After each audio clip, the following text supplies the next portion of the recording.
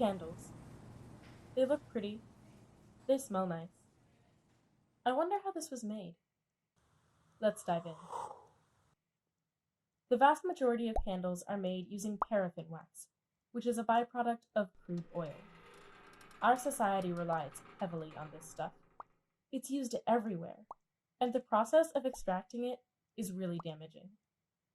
It requires habitat destruction, contributes to global climate change through the emission of greenhouse gases, and releases toxic chemicals into our air, water, and soil. The most common material used for candle wicks is cotton. This fluffy white plant fiber might seem innocent until you look at how it's being farmed. Cotton farms are monocultures, meaning that vast fields are taken to repetitively grow this one crop. This setup is not natural, so in order to get it to work at all, farmers end up using loads of pesticides, herbicides, and fertilizers that go on to wreak havoc in local environments and cause problems for human health. On top of that, the farming process requires a lot of water.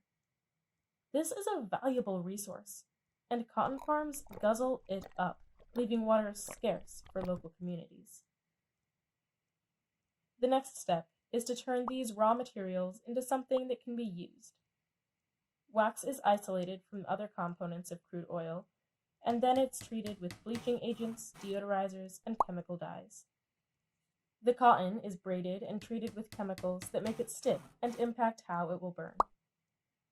The vast majority of factories run on fossil fuels, meaning that they release greenhouse gases.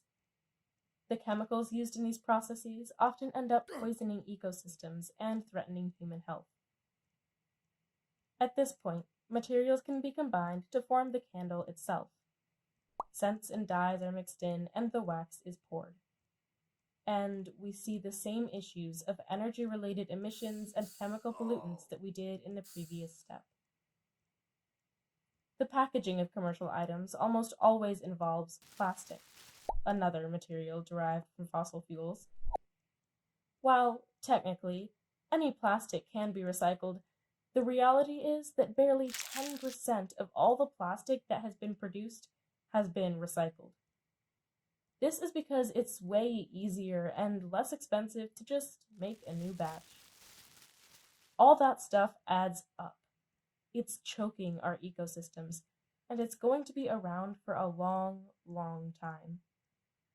These materials don't break down, they break apart. Microplastics are insidious. They can be found almost everywhere, including our food and drinking water. Yet we keep producing more. Now that we have our candle shiny, new, and all wrapped up, it has to somehow get from the manufacturer to our shopping centers.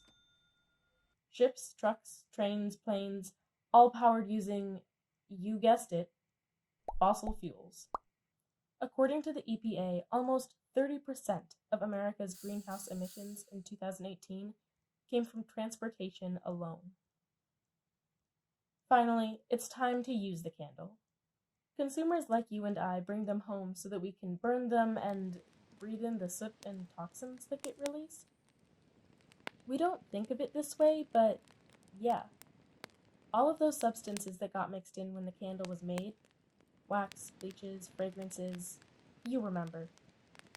Burning them is a chemical reaction that can send harmful compounds into our air.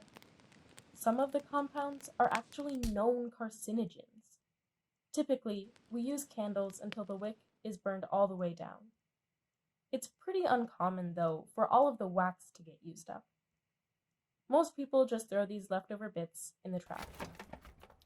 From here, it either gets sent off to be incinerated, where it will emit carbon and toxins, or it gets sent to landfill, where it will sit and stay, contributing to airborne emissions and toxic liquids that get released from landfills. Yet again, communities and ecosystems are poisoned. It can be difficult to imagine, but the fact is that almost every product has a lot of baggage hidden behind the scenes. When we buy these things, we're basically saying, yeah, that's okay with me. So pass on the items you don't need.